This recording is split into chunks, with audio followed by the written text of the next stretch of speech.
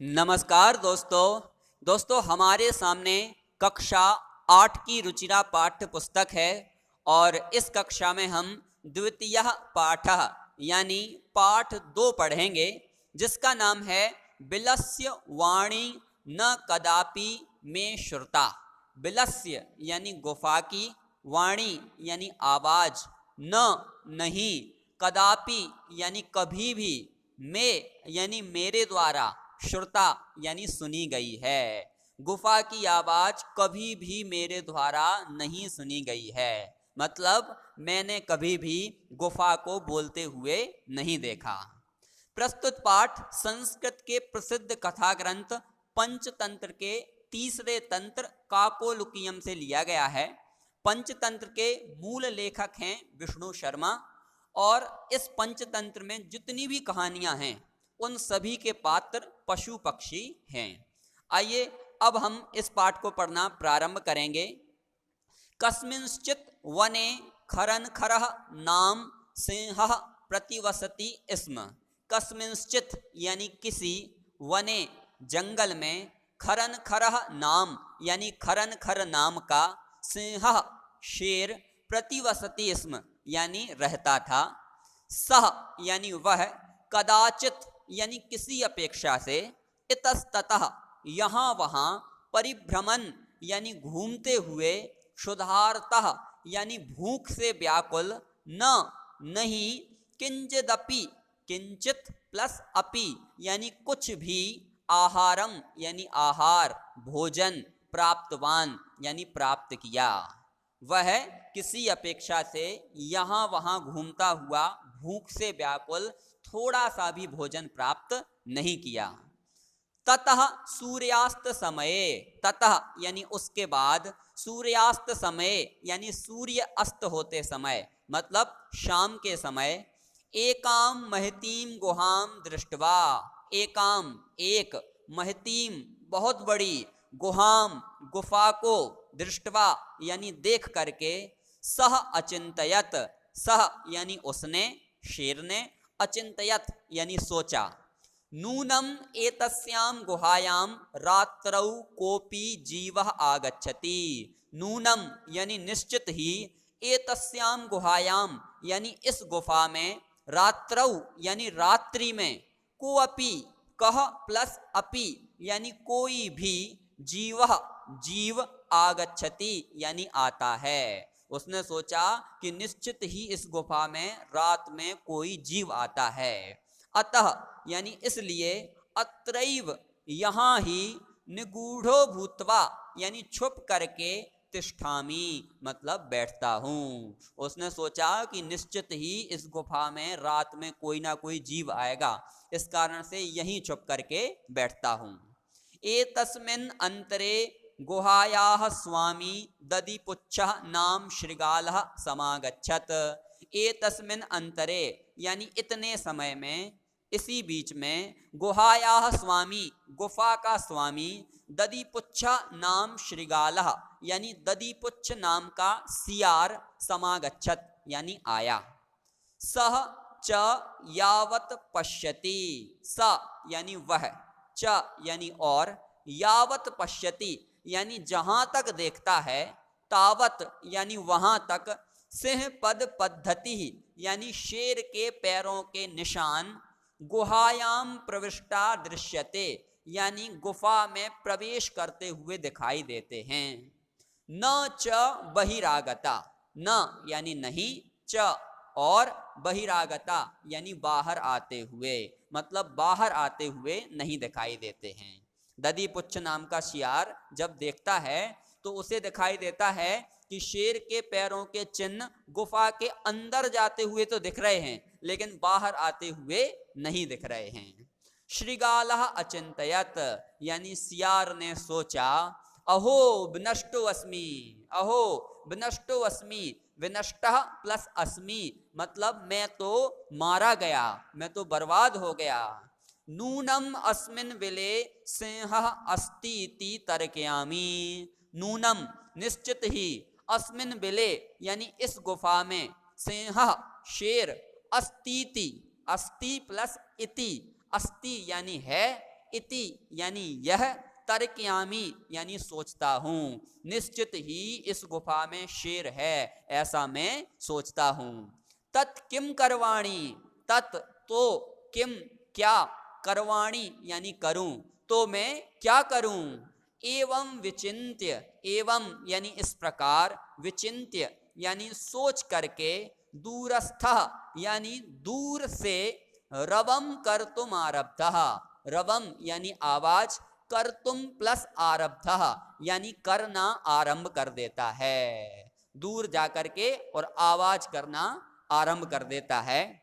क्या आवाज करता है सियार, वो बोलता है भोबिल, भोबिल किम न स्मरसई, वो गुफा से बोलता है अरे गुफा, अरे गुफा, किम क्या, न यानी नहीं, स्मरसी यानी याद है, क्या तुम्हें याद नहीं है।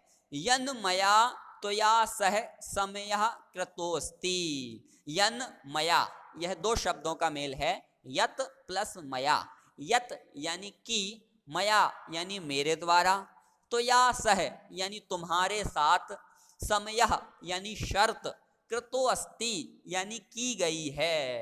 क्या तुम्हें याद नहीं है कि मेरे द्वारा तुम्हारे साथ एक शर्त की गई है।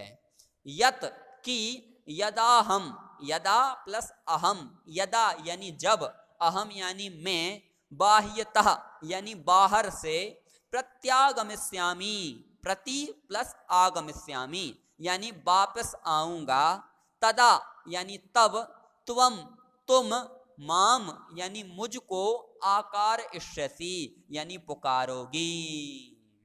शियार दूर जाकर के गुफा को पुकारते हुए बोला कि अरे गुफा, अरे गुफा, क्या तुम्हें याद नहीं है कि मेरे द्वारा तुम्हारे साथ एक शर्त रखी गई थी कि जब जब मैं बाहर से आऊंगा तो तुम मुझे पुकारोगी, तुम मेरा आह्वान करोगी। यदि त्वम माम न आह्वयसी, यदि त्वम यानी तुम, माम यानी मुझको, न आह्वयसी यानी नहीं पुकारोगी, तरही तो, अहम मैं, द्वितीयम बिलम यास्यामी यानी दूसरे बिल में चला जाऊंगा। यदि तुम मुझको नहीं पुकारोगी तो मैं दूसरे बिल में चला जाऊंगा।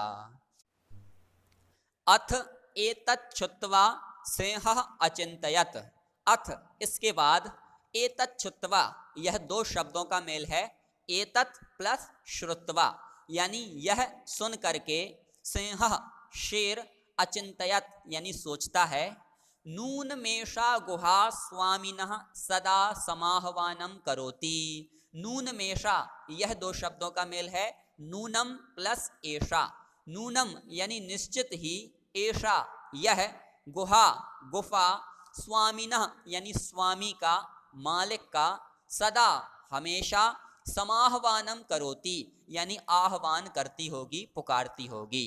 शेर ने सोचा कि निश्चित ही यह गुफा अपने स्वामी का हमेशा आह्वान करती होगी, अपने स्वामी को हमेशा पुकारती होगी, परंतु मद भयात, मद भयात यानी मेरे भय से, मेरे डर से, न नहीं, किंचित कुछ, वदती यानी बोल रही है, लेकिन मेरे डर से यह गुफा कुछ भी नहीं बोल रही है। अथवा साध्य विदम उच्यते, अथवा यानी अथवा, साधु विदम, साधु प्लस इदम, इदम यानी यह, साधु यानी सही, उच्यते यानी कहते हैं, अथवा सही कहते हैं। और यह बोलते हुए शेर एक श्लोक बोलता है, भय संत्रस्त मनसां हस्तपादादिकाः क्रियाः प्रवर्तन्ते न वाणी च वेपथुश्चाधिको भवेत। शेर बोलता है भय संत्रस्त मनसाम यानी डरे हुए मन वाले लोगों की, हस्तपादादि का क्रिया यानी हाथ और पैरों की क्रियाएं, प्रवर्तन्ते न, न यानी नहीं, प्रवर्तन्ते यानी काम करती हैं। डरे हुए मन वाले व्यक्तियों की हाथ और पैर की क्रियाएं काम करना बंद कर देती हैं। वाणी च यानी और, वाणी यानी आवाज, बेपथुश्चाधिको, बेपथु प्लस च प्लस अधिको, बेपथु यानी कंपन कांपना, अधिको यानी और अधिक, मतलब उनकी वाणी और अधिक कांपने लगती है। फिर शेर बोलता है तद हम अस्य आवाहनम करोमि, तद हम तो मैं अस्य यानी इसका, आह्वानम यानी आह्वान, करोमि करता हूं, तो मैं इसका आह्वान करता हूं। एवं सह बिले प्रविश्य में भोज्यम भविष्यति, एवं इस प्रकार, सह यानी वह, कौन, शेर, बिले प्रविश्य यानी बिल में प्रवेश हो करके, में यानी मेरा, भोज्यम भविष्यति यानी भोजन बन जाएगा। इत्थम विचार्य, इत्थम यानी इस प्रकार, विचार्य विचार करके, सिंह शेर, सहसा यानी अचानक, श्रृगालस्य यानी शियार का, आह्वान मकरोत यानी आह्वान करता है। यह सोच करके शेर सियार का आह्वान करता है। उसने सोचा कि अगर मैं गुफा के अंदर से पुकारूंगा तो सियार को लगेगा कि गुफा पुकार रही है, और वो सियार गुफा के अंदर आ जाएगा और मेरा भोजन बन जाएगा। तो इस प्रकार से शेर आह्वान करने के लिए तैयार हो जाता है, पुकारने के लिए तैयार हो जाता है। सिंहस्य उच्च गर्जन प्रतिध्वनिना, सिंहस्य शेर की, उच्च गर्जन यानी ऊंची गर्जना की, प्रतिध्वनिना यानी प्रतिध्वनि से, सा यानी वह, गुहा गुफा, उच्च ही यानी ऊंची आवाज में, जोर से, श्रृगालम आहवयत यानी सियार का आह्वान करती है। शेर की ऊंची आवाज की प्रतिध्वनि से, गूंजने से, वह गुफा शेर का, शियार का आह्वान करती है। अनेन यानी इससे, अन्येपि पशवः यानी दूसरे पशु भी, भयभीता अभवन यानी भयभीत हो जाते हैं, डर जाते हैं। श्रृगालोपि ततः दूरम पलायमानः इदम अपठत, श्रृगालोपि यानी सियार भी, ततः यानी वहां से, दूरम यानी दूर, पलायमान यानी लौट करके, इदम अपठत, इदम प्लस अपठत, इदम यानी यह और अपठत यानी पढ़ता है। सियार भी वहां से दूर लौट करके यह पढ़ता है। तो सियार एक श्लोक पढ़ता है, अनागतम यह कुरुते स शोभते, स सोच्यते यो न करोत्यनागतम, वनेत्र संस्थस्य समागता जरा, बिलस्य वाणी न कदापि में श्रुता। तो सियार क्या पढ़ता है, वो बोलता है अनागतम यह कुरुते स शोभते, यह यानी जो, अनागतम यानी आने वाली विपत्ति के बारे में, कुरुते यानी समाधान करता है, जो आने वाली दिक्कत के बारे में पहले से ही समाधान कर लेता है। सा यानी वह, शोभते यानी शोभनीय होता है, सुखी होता है। स सोच्यते, सा यानी वह, सोच्यते यानी दुखी होता है, यो यानी जो, न यानी नहीं, करोत्यनागतम, करोति प्लस अनागतम, करोति यानी करता है, अनागतम यानी आने वाली समस्या का समाधान, मतलब जो आने वाली समस्या का समाधान नहीं करता है वो दुखी होता है। वनेयत्र संस्थस्य समागता जरा, वनेयत्र, अत्र यानी यहाँ, वने यानी जंगल में, संस्थस्य यानी रहते हुए का, समागता आ गया, जरा यानी बुढ़ापा। वो बोलता है कि मुझे इस वन में रहते हुए बुढ़ापा आ गया है। विलस्य वाणी न कदापि में श्रुता, लेकिन मैंने कभी भी बिल की, गुफा की आवाज नहीं सुनी। आइए अब अपन इस पाठ का अभ्यास कार्य करेंगे। प्रश्न एक है, उच्चारणम कुरुत यानी नीचे दिए गए शब्दों का उच्चारण करना है। कस्मिंश्चित क्षुधार्तः सिंह पद पद्धति विचिन्त्य एतच्छ्रुत्वा समाह्वानं साध्वविदं भय संत्रस्त मनसाम प्रतिध्वनि। प्रश्न 2 है एक पदेन उत्तरत, यानी नीचे दिए गए प्रश्नों का उत्तर एक पद में देना है, एक शब्द में देना है। क वाला प्रश्न है सिंहस्य नाम किम, यानी शेर का नाम क्या था? उत्तर खरन खरह। ख वाला प्रश्न है गुहायाः स्वामी कः आसीत, यानी गुफा का स्वामी कौन था?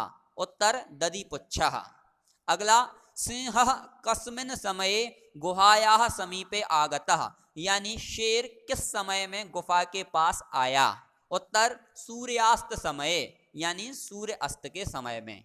अगला हस्तपादादि का क्रियाः केषां न प्रवर्तन्ते, यानी हाथ और पैरों की क्रियाएं किसकी नहीं होती हैं? उत्तर भय संत्रस्त मनसाम, यानी डरे हुए मन वाले व्यक्तियों की।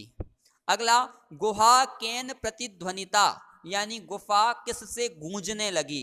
उत्तर उच्च गर्जनेन, यानी ऊंची गर्जना से। अब चलते हैं अपन प्रश्न नंबर 3 पर, जिसमें बोला है पूर्ण वाक्यन उत्तरत, यानी नीचे दिए गए प्रश्नों के उत्तर पूर्ण वाक्य में देना है। क वाला प्रश्न है खरन खरह कुत्र प्रतिवसति स्म, यानी खरन खर कहाँ रहता था?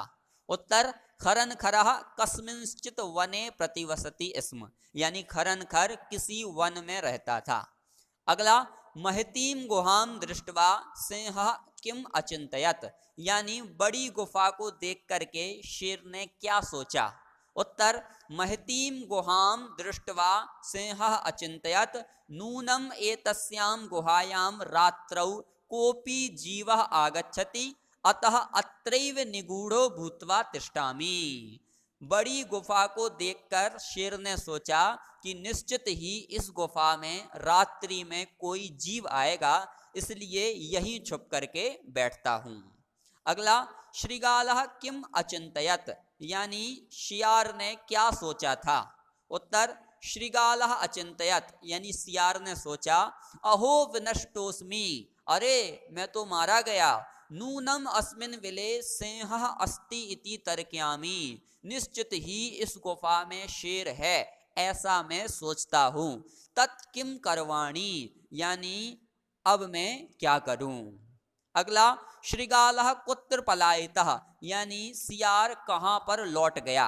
उत्तर श्रृगालः दूरम पलायितः, यानी सियार दूर लौट गया, दूर चला गया। अगला गुहा समीप मागत्य श्रृगालः किम पश्यति, यानी गुफा के पास आकर के सियार क्या देखता है? उत्तर गुहा समीप मागत्य श्रृगालः यावत् पश्यति तावत् सिंह पद पद्धति गुहायां प्रविष्टा दृश्यते न च बहिरागता, यानी गुफा के पास आकर के सियार देखता, जहां तक देखता है वहां तक शेर के पैरों के चिन्ह गुफा में प्रवेश करते हुए तो दिखाई देते हैं, लेकिन बाहर आते हुए दिखाई नहीं देते हैं। अगला प्रश्न कह शोभते, यानी कौन शोभनीय है? उत्तर यह अनागतम कुरुते स शोभते, मतलब जो अनागत करता है। अनागत यानी आने वाली समस्या का समाधान पहले से ही कर लेता है, वह शोभनीय होता है। प्रश्न 4 है रेखांकित पदानि आधृत्य प्रश्न निर्माणम कुरुत, यानी रेखांकित पद के आधार पर प्रश्न निर्माण करना है। देखिए यहाँ पर वाक्य में जो रेखांकित शब्द है, यानी अंडरलाइन वाला शब्द है, उसको हटा करके उसकी जगह पर प्रश्नवाचक शब्द लिखना है, तो आप प्रश्न निर्माण कर लोगे। प्रश्न निर्माण करने में अपन को 2 बातों का ध्यान रखना है। पहली बात तो ये कि किम शब्द के तीनों लिंगों के रूप आपको आने चाहिए, तो आप प्रश्न का निर्माण आसानी से कर सकते हो। दूसरी बात, कुछ प्रश्नवाचक अव्यय शब्द आना भी जरूरी है, जैसे कुत्र, कुत्र यानी कहाँ, कदा यानी कब, कीदृशः यानी कैसा। इस प्रकार से बहुत सारे प्रश्नवाचक अव्यय शब्द हैं, वो भी आपको याद होने चाहिए। तो अगर आपको ये दोनों चीजें याद हैं तो आप प्रश्न निर्माण आसानी से कर सकते हो। देखिए अपन करते हैं। क वाला वाक्य है क्षुधार्तः सिंहः कुत्रापि आहारम न प्राप्तवान, यानी भूख से व्याकुल शेर ने कहीं पर भी आहार प्राप्त नहीं किया। तो इसके लिए अपन क्षुधार्ता शब्द ये अंडरलाइन है, इसको हटा करके अपन को प्रश्नवाचक शब्द लिखना है। तो क्या होगा, कीदृशः सिंहः कुत्रापि आहारम न प्राप्तवान, यानी कैसे शेर ने कहीं पर भी आहार प्राप्त नहीं किया। ये प्रश्न बन गया और अंत में प्रश्नवाचक चिन्ह भी लगाना है। ख वाला वाक्य है दधिपुच्छ नाम श्रृगालः गुहायाः स्वामी आसीत, यानी दधिपुच्छ नाम का सियार गुफा का स्वामी था। प्रश्न होगा किस नाम का सियार गुफा का स्वामी था, जिसके लिए अपन संस्कृत में बोलेंगे कह नाम श्रृगालः गुहायाः स्वामी आसीत, और अंत में प्रश्नवाचक चिन्ह भी लगेगा। ग वाला वाक्य है एषा गुहा स्वामिनः सदा आवाहनम करोति, यानी यह गुफा स्वामी का हमेशा आवाहन करती होगी। तो देखिए इसमें स्वामिनः शब्द पर अंडरलाइन है, उसको हटाना है। तो प्रश्न होगा कि यह गुफा किसका हमेशा आवाहन करती है। तो इसके लिए अपन संस्कृत में बोलेंगे एषा गुहा कस्य सदा आह्वानम करोति। अगला भय संत्रस्त मनसाम हस्तपादादिका क्रिया न प्रवर्तन्ते, यानी डरे हुए मन वाले व्यक्तियों की हाथ और पैरों की क्रिया नहीं होती है। तो इसके लिए अपन प्रश्न बनाएंगे भय संत्रस्त मनसाम कीदृशाः क्रियाः न प्रवर्तन्ते, यानी डरे हुए मन वाले व्यक्तियों की कैसी क्रियाएं नहीं होती हैं। अगला आह्वानेन श्रृगालः बिले प्रविश्य सिंहस्य भोज्यम भविष्यति, यानी आह्वान से यानी पुकारने से सियार बिल में प्रवेश होकर के शेर का भोजन बन जाएगा।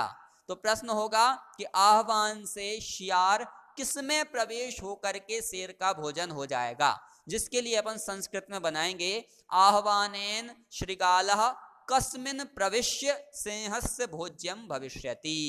इस प्रकार से आपको प्रश्न निर्माण करने थे। प्रश्न 5 है घटनानुसारम वाक्यानि लिखत, यानी वाक्यों को घटना के अनुसार लिखना है। पाठ में पढ़ते समय जैसे जैसे घटना घटित हुई थी उसके आधार पर आपको सीक्वेंस वाइज इन वाक्यों को जमाना है। देखिए सबसे पहले नंबर पर आएगा ग वाला वाक्य, परिभ्रमण सिंह क्षुधार्तो जातः, यानी घूमते हुए शेर भूख से व्याकुल हो गया। दूसरे नंबर पर आएगा ख वाला वाक्य, सिंह एकाम महतीम गुहाम अपश्यत, यानी शेर ने एक बड़ी गुफा को देखा। तीसरे नंबर पर आएगा क वाला वाक्य, गुहायाः स्वामी दधिपुच्छः नाम श्रृगालः समागच्छत, यानी गुफा का स्वामी दधिपुच्छ नाम का सियार आया। चौथे नंबर पर आएगा छ वाला वाक्य, गुहायाम कोपी अस्ति इति श्रृगालस्य विचारः, यानी गुफा में कोई है, यह सियार का विचार था, सोचना था। पांचवें नंबर पर आएगा घ वाला वाक्य, दूरस्थः श्रृगालः रवम कर्तुम आरब्धः, यानी दूर जाकर के शियार आवाज करना प्रारंभ कर दी। अगला छठवें नंबर पर आएगा इया वाला, सिंह श्रृगालस्य आवाहनम अकरोत, यानी शेर सियार का आह्वान करता है। और सातवें नंबर पर आएगा च वाला वाक्य, दूरम पलायमानः श्रृगालः श्लोकम पठत, यानी दूर लौट करके सियार श्लोक को पढ़ता है। अब चलते हैं अपन प्रश्न नंबर 6 पर। यथा निर्देश मुत्तरत, यानी निर्देश के अनुसार उत्तर देना है। क वाला प्रश्न है एकाम महतीम गुहाम दृष्टवा सह अचिंतयत, यानी एक बड़ी गुफा को देख करके उसने सोचा। अस्मिन् वाक्ये कति विशेषण पदानि संख्या सह पदानि अपि लिखत, आपको बताना है कि इस वाक्य में कितने विशेषण पद हैं और उनकी संख्या के साथ पद भी लिखने हैं। देखिए उत्तर होगा अस्मिन् वाक्ये द्वे विशेषण पदे स्तः, यानी इस वाक्य में दो विशेषण पद हैं, पहला है एकाम और दूसरा महतीम। ख वाला प्रश्न है तद हम अस्य आवाहनम करोमि, यानी तो मैं इसका आह्वान करता हूं। अत्र अहम इति पदम कस्मै प्रयुक्तम, यहाँ पर अहम यह शब्द किसके लिए प्रयोग हुआ है, तो उत्तर है सिंहाय, यानी शेर के लिए प्रयोग हुआ है।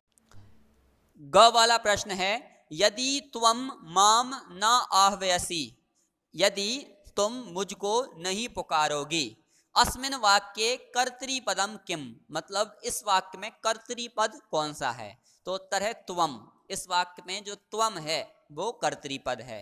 घ वाला प्रश्न है सिंह पद पद्धति गुहायाम प्रविष्टा दृश्यते, यानी शेर के पैरों के निशान गुफा में प्रवेश होते हुए दिखाई देते हैं। अस्मिन् वाक्ये क्रियापदम किम, इस वाक्य में क्रियापद कौन सा है? उत्तर दृश्यते। इस वाक्य में दृश्यते क्रियापद है।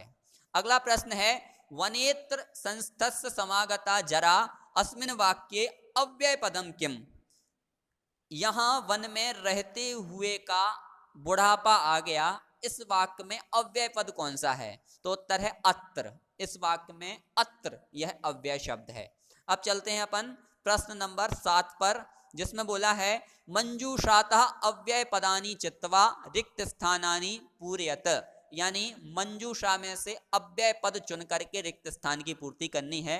देखिए आपके सामने मंजूषा यानी एक बॉक्स बना हुआ है जिसमें बहुत सारे शब्द लिखे हुए हैं। कश्चन, दूरे, नीचहि, यदा, तदा, यदि, परम, च, सहसा। इन शब्दों के आधार पर अपन को खाली जगह भरनी है। आइए अपन भरते हैं।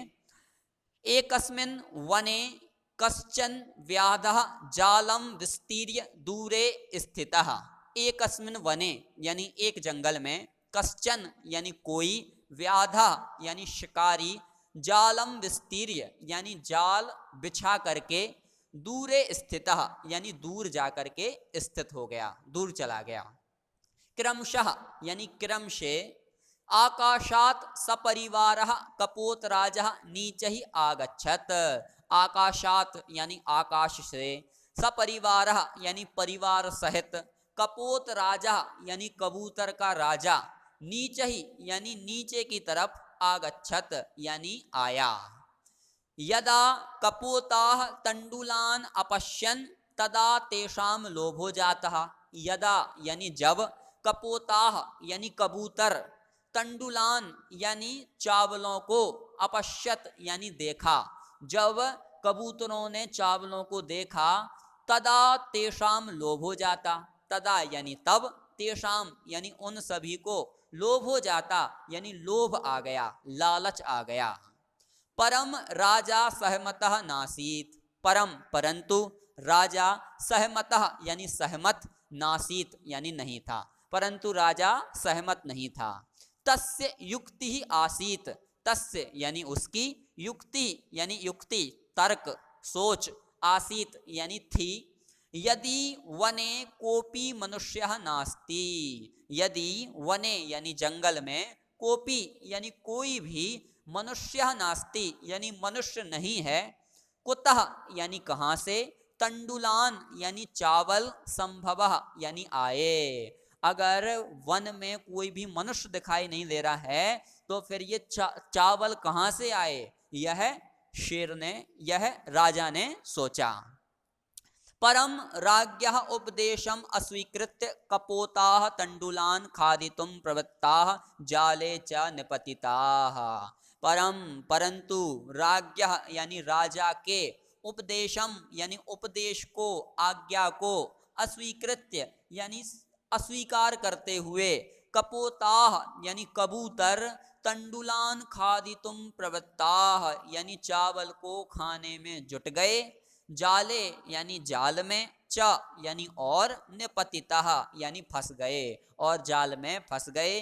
अतः उक्तम, अतः यानी इसलिए, उक्तम यानी कहा गया है, सहसा विदधीत न क्रियाम, सहसा यानी अचानक, विदधीत यानी जाना हुआ, न क्रियाम मतलब नहीं करना चाहिए, अचानक जाना हुआ नहीं करना चाहिए। कबूतरों ने अचानक पता चला कबूतरों को कि नीचे चावल हैं और कबूतर तुरंत खाने के लिए पहुंच गए। तो यहाँ पे कहा है कि हमेशा अचानक जाना हुआ हमें क्रिया में नहीं करना चाहिए, वरना अपना भी हाल कबूतरों जैसा हो सकता है।